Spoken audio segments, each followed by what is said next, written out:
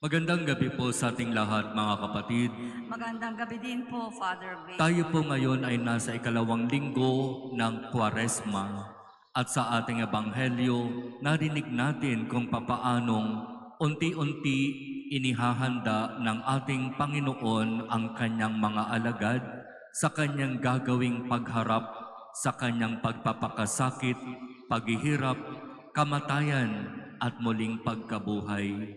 Kaya nga dito sa Ebanghelyo sinasabi, isinama ni Jesus ang tatlo sa kanyang alagad doon sa itaas ng bundok para magdasal. At doon sa itaas, masasaksihan ng tatlong alagad ang kaluwalhatian ng ating Panginoon kasama si Moises at si Elias.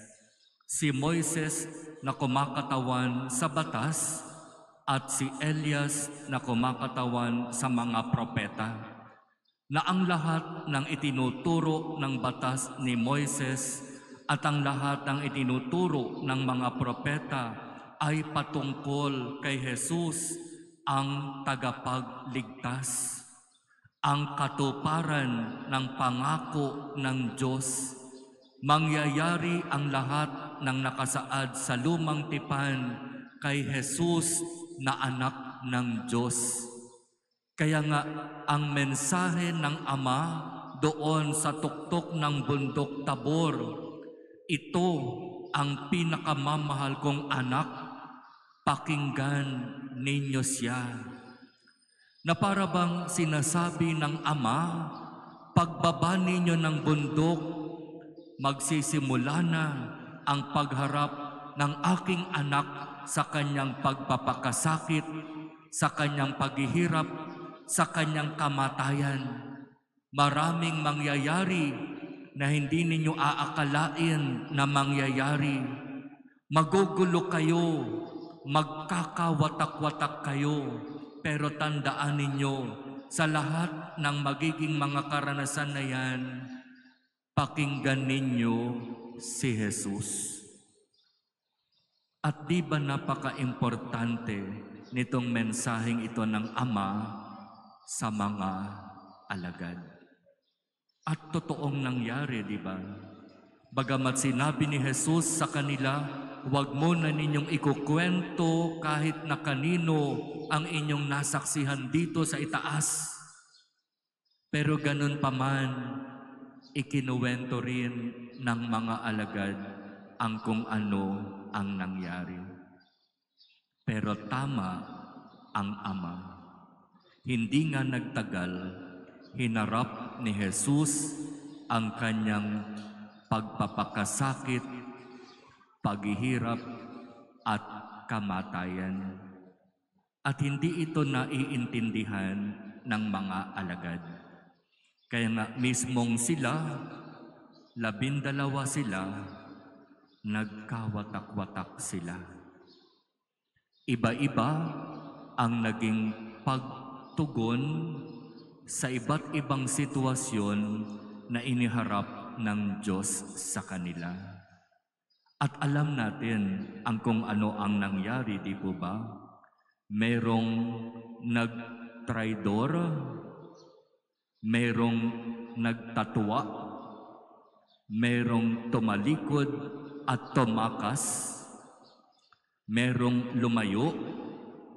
Sa 12, kung meron mang naiwan, isa lang, yung alagad na nagmahal kay Jesus at minahal ni Jesus.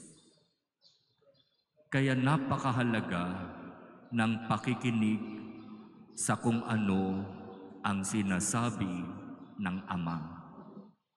At napakagandang balik-balikan itong kwentong ito. Kasi kung lalapit tayo sa Ama, ang sasabihin ng Ama, pakinggan ninyo ang anak. At kung lalapit tayo sa anak, ang sasabihin ng anak, sundin ninyo ang kalooban ng Ama. Kung isasali pa natin sa kwento ang ating mahal na inang si Maria at lalapit tayo sa Kanya, ang sasabihin niya, gawin niyo kung ano ang sasabihin ni Jesus sa inyo. Doon lang naman umiikot ang lahat. Si Jesus ang Panginoon at tagapagligtas. Siya ang anak ng Ama na dapat nating pakinggan at sundin. Wala nang iba. Ang pagkilala, ang pananalig, ang pagsunod kay Jesus ay nangangahulugan ng buhay. Ang pagtalikod, ang paglayo sa Kanya ay nangangahulugan ng kapahamakan at kamatayan. Kaya malinaw ang mensahe ng Ama. Pakinggan ninyo si Jesus. At iyon ang hingin nating biyaya sa Diyos, na sa ating buhay, mas pairalin natin ang pakikinig kay Jesus, ang salita ng Diyos. Mapapakinggan natin si Jesus sa mga salita ng Diyos na ipinapahayag sa atin sa misa. Kaya napakahalaga ang pakikinig, ang pag-unawa, ang pagninilay, ang pagsasabuhay. At ipagkaloob nawa ito ng Diyos sa atin.